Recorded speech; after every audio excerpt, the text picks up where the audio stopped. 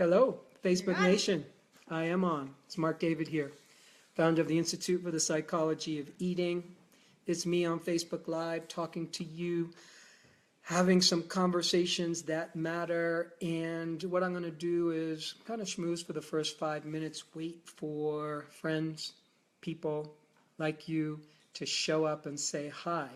So as you come on, if you would be willing to go in the comment section below and say hi. Tell me where you're from and kind of raise your hand, and that'll help me feel the love and gather the momentum. And I want to let you know in advance that when I officially start in a couple minutes, I'm going to talk about a radical approach to healing, and I'm going to spend about 20 minutes with you. I'm going to tell you a story about a very famous doctor who I had the pleasure of spending time with. His name was Dr. Patch Adams. You may have heard about him. Robin Williams played him in a very beautiful movie back in, the late 90s. So anyway, if you come on, say hi in the comments section below. Let me know where you're from, and just, send a little love this way. And it's been an interesting day here. We are in the middle or towards the end of our launch for our Eating Psychology Coach Certification Trainings. There's a lot of momentum. There's a lot of work. Our team here is really working hard. I am so proud of, all of us really. And it's kind of what happens when your business functions on the model of a school year. There's a lot of activity right before the school year starts. Hello, Amber Marie. Thank you for being here. Paulo from Ecuador. Thanks for tuning in. How cool is that? Here I am in Colorado, and here you are in Ecuador, and we get to connect. The wonders of modern technology. So cool. If you're jumping on, feel free to say hi in the comments section below. I'm still waiting a few more minutes for people to join in.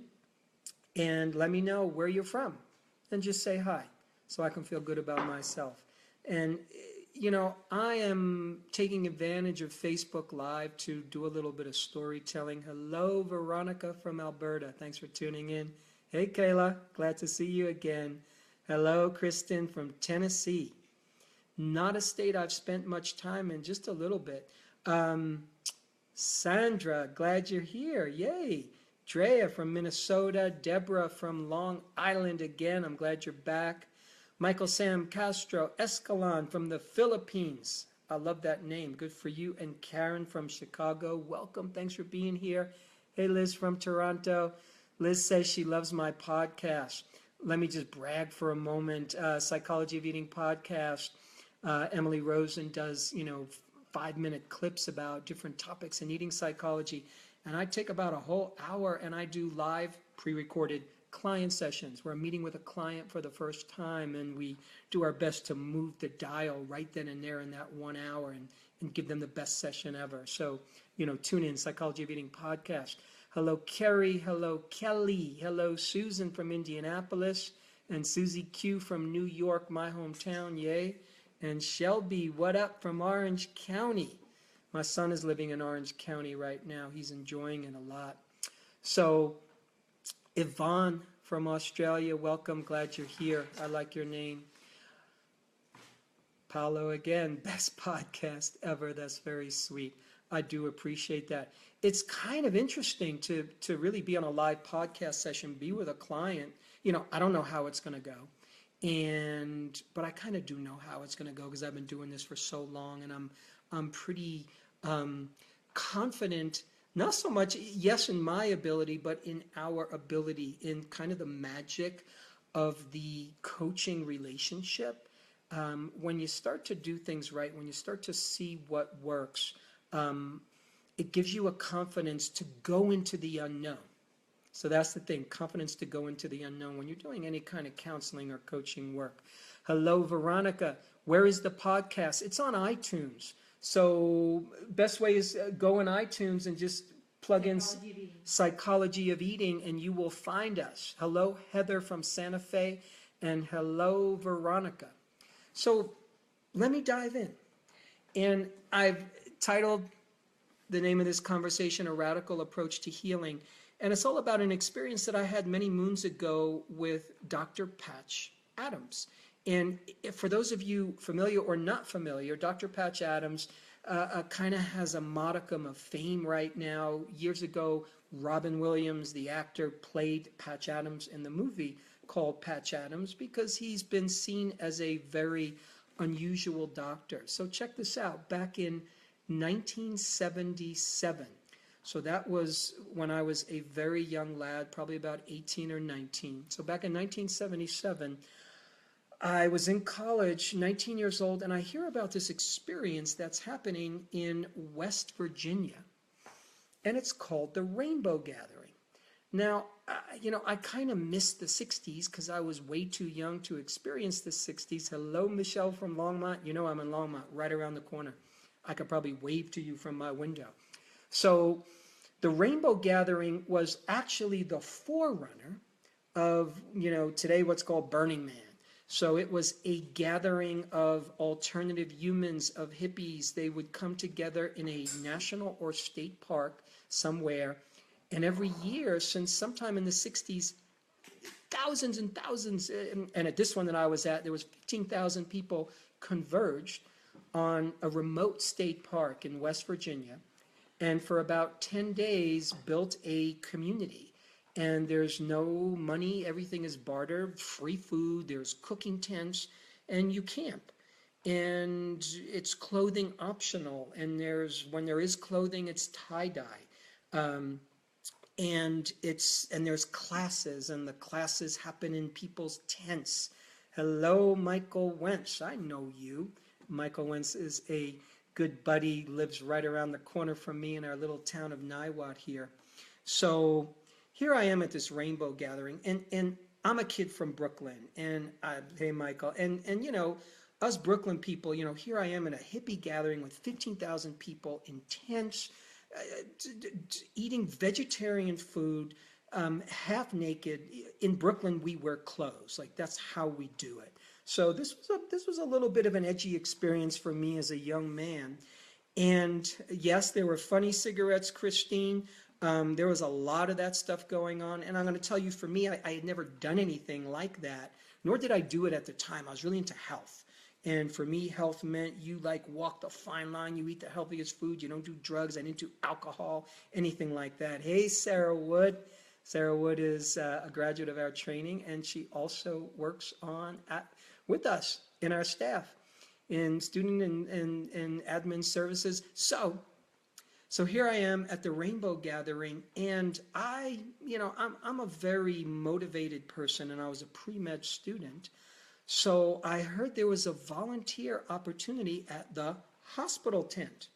And sure enough, fascinatingly enough, the biggest tent at this Rainbow Gathering with 15,000 people in the middle of the woods in West Virginia, the biggest tent happens to be the hospital tent, because guess what? When you have 15,000 people camping and running around like crazy and doing all sorts of whatever people do, people get sick, people get colds, people get injured, people break bones, some people get into a couple of fights, people overdose. So the hospital tent is very busy, and there's 2 doctors who are manning it, and they have a staff of a couple of nurses, and they're pretty much working 24/7. And so they really need skilled volunteers. I was a volunteer, but I was not skilled by any stretch of the imagination. So I show up at the medical tent, at the hospital tent, to volunteer, and the head nurse is a man whose name, forgive me, is Mushroom. You have no idea how hard it was for me to look this guy in the face and call him Mushroom, with respect. So Mushroom is actually a very intelligent guy, and he's showing me around, and he's giving me the deal and telling me what I'm going to be doing and nailing down what my hours are. And he says to me with great reverence, and the head doctor is Patch Adams. Whoever, I don't know, what's a Patch Adams? And you're going to be able to meet him, and you're going to be answering to me, and you're going to be answering to Dr. Patch Adams. So eventually Patch Adams comes out. So there's an initial waiting area in the hospital tent that's kind of closed off. You could sit maybe 15 people there. As a little desk. And then there's the big hospital room with tables everywhere. And Patch Adams comes out into the wait area, And hears that there's a new volunteer, me, and he introduces himself. So Patch Adams, he's got white pants on, he's got a tie-dye shirt, and he has a clown nose. You know, like those big red clown noses that you put on.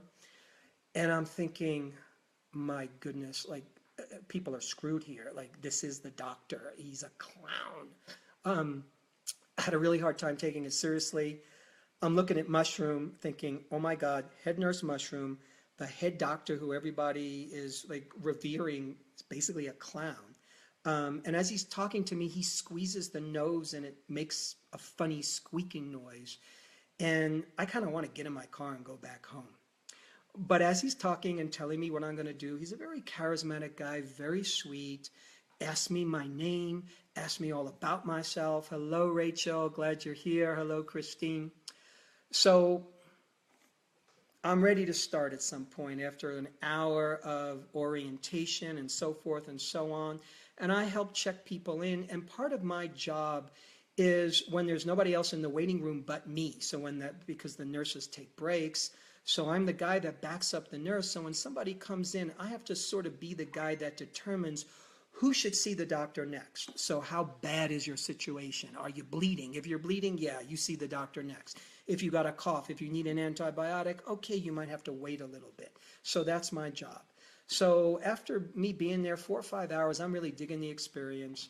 And a guy is brought in, he's carried in by his friends. He's gotten into a fight.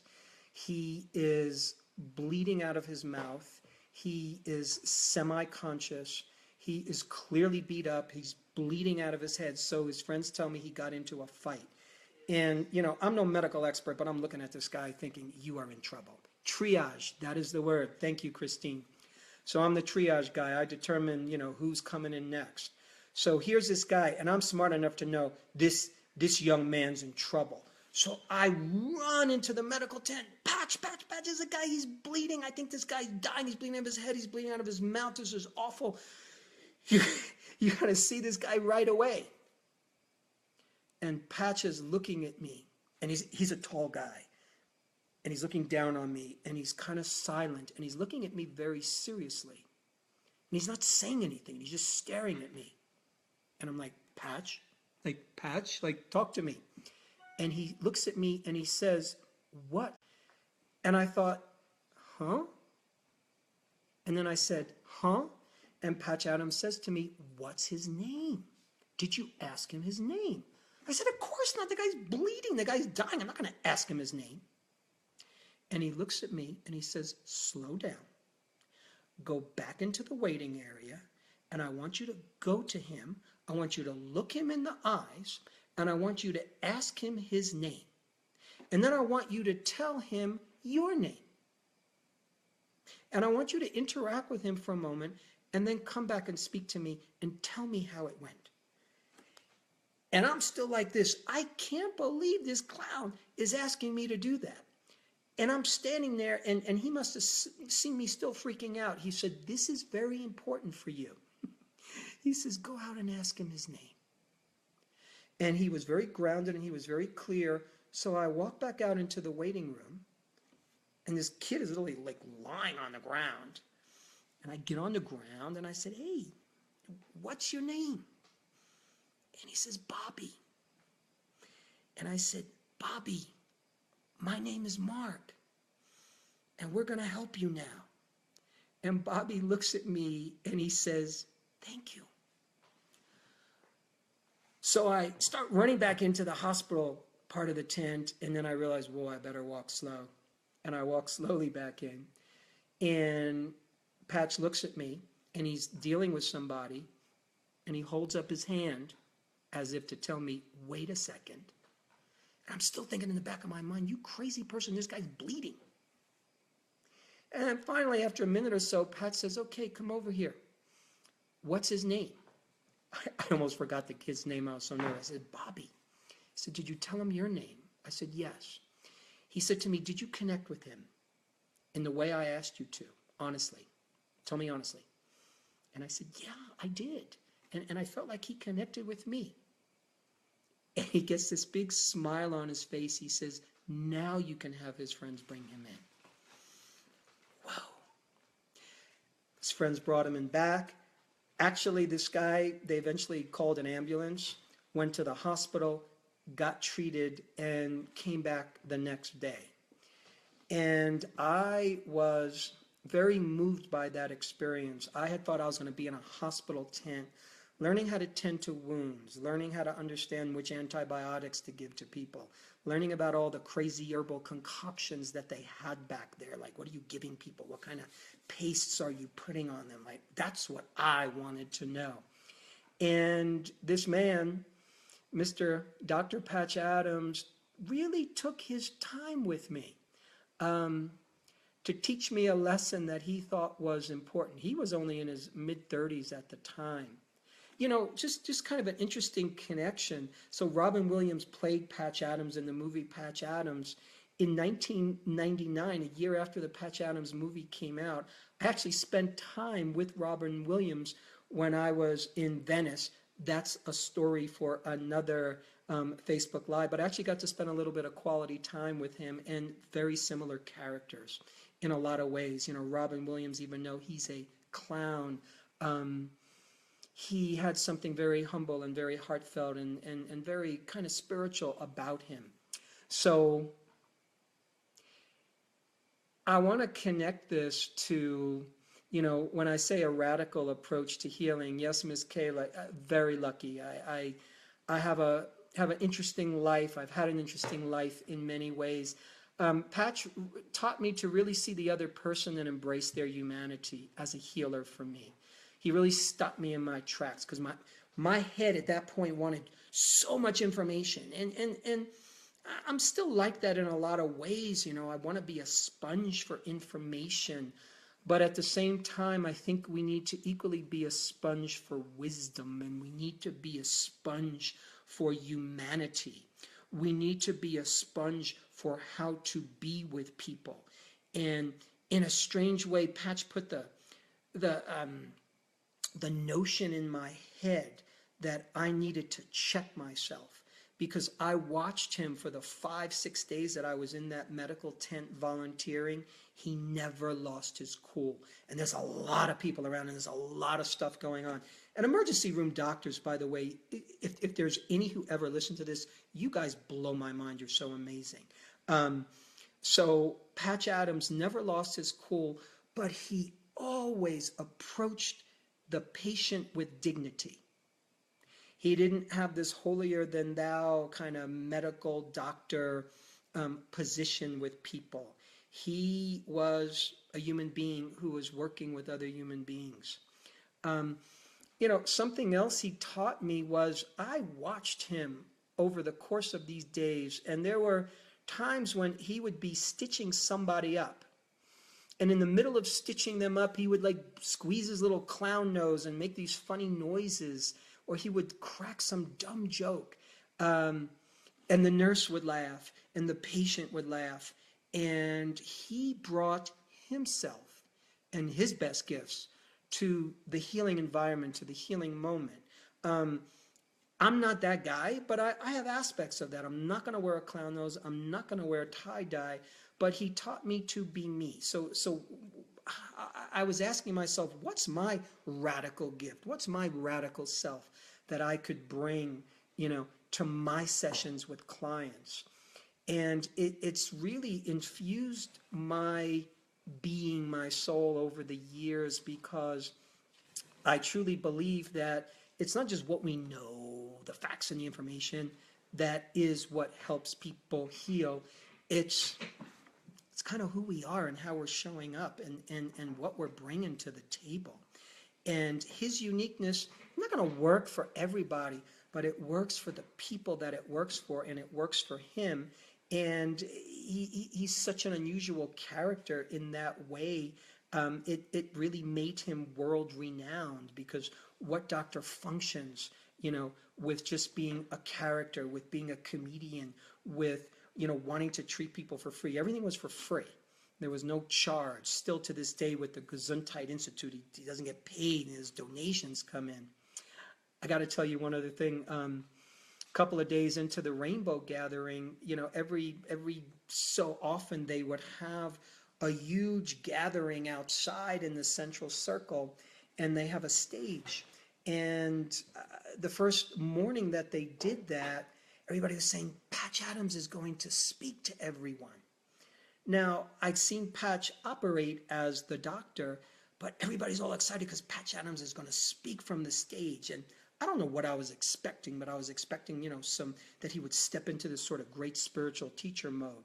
So there's, 15,000 people at this rainbow gathering. Probably there's about 3,000 or 4,000 people that gathered around the stage, and there's loudspeakers set up to hear Patch Adams speak to thousands of rainbow gathering hippie people of all ages and all orientations. So I'm all excited to see what Patch Adams is going to say. So he's up there, he has his microphone, and he says, today I am going to teach you how to properly floss, like dental floss. And I'm thinking, oh my God, he is going to embarrass himself. He is going to embarrass everybody. I cannot believe this guy is doing this. Here we are, people gathering from all over the country, and I'm expecting some, deep spiritual teaching. They're going to teach us how to floss. So what does he do? He takes some floss out of his pocket, and I'm thinking, I could barely see the guy, let alone the dental floss. And he starts fidgeting around with it, and he does this fascinating performance, and all of a sudden, 12 people come up onto stage, and they're all dressed in white, these white gowns and these white hats. And they kind of get up on stage, and they all bunch together. They're all together in a row like teeth. And then moments later, 4 characters dressed all in black with black bandanas and just black. And they're all carrying these buckets. And in the buckets are compost.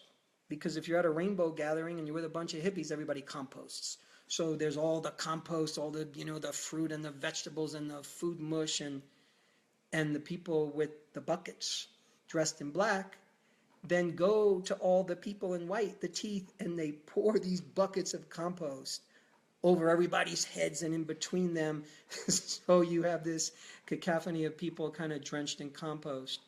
And then 2 people dressed in green come onto the stage, and they're holding a long rope.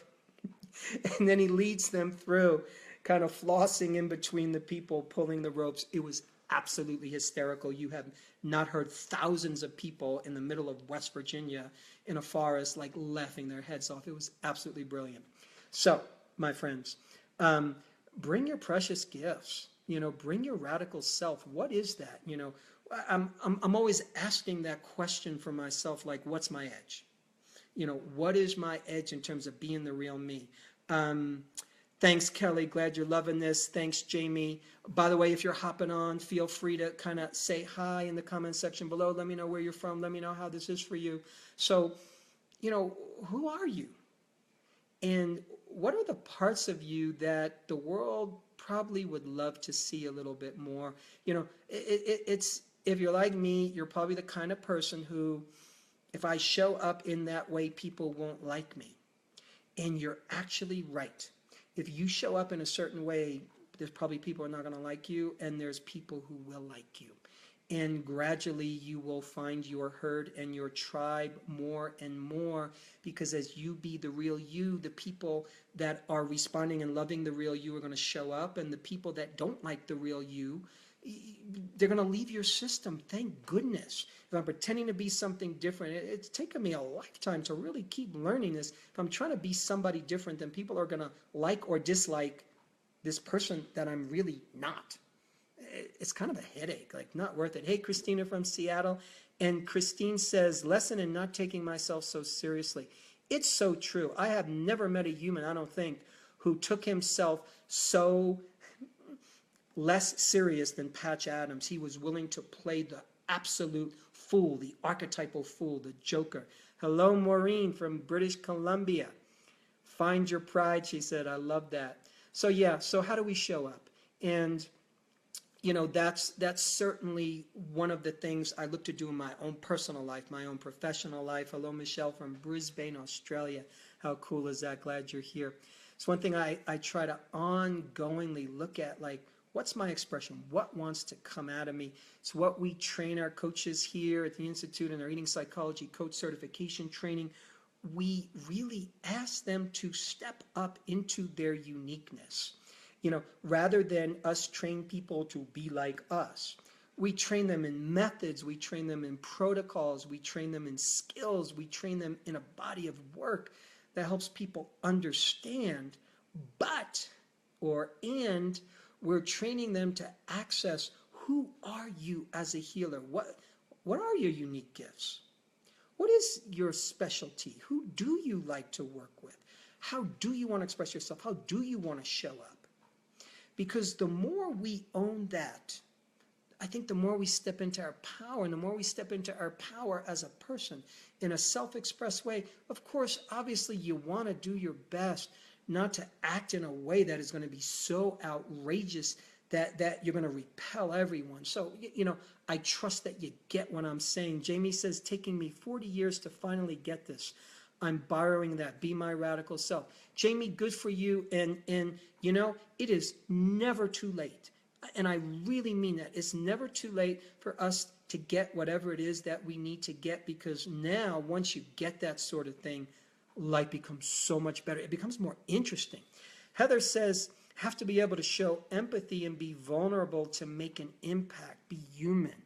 It's so true. If I want to be an effective healer, effective coach, effective counselor, I gotta be me.